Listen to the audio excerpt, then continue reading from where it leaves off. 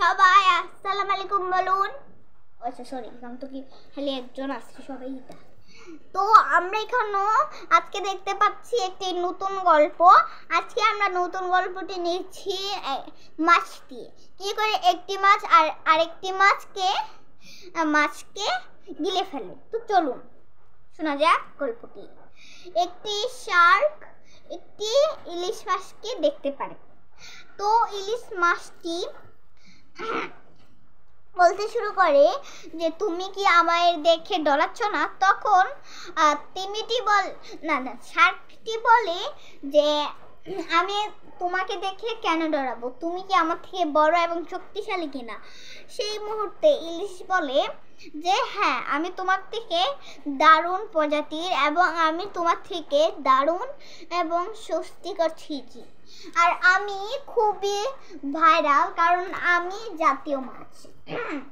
তো ওখানে একটি তিমি চলে আসে। তিমি বলে যে তোমরা দুজন কি করছো? আমি এখনই ইলিশের কাছে হামলা চালাবো।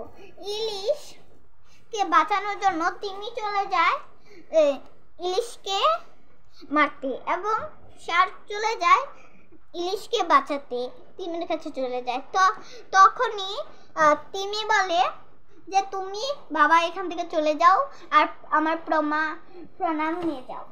তারপরে শার্ক এভাবে আসলো এবং বলল আপনি যেটা বলবেন সেটাই হবে গুরুদেব, আসসালামু আলাইকুম।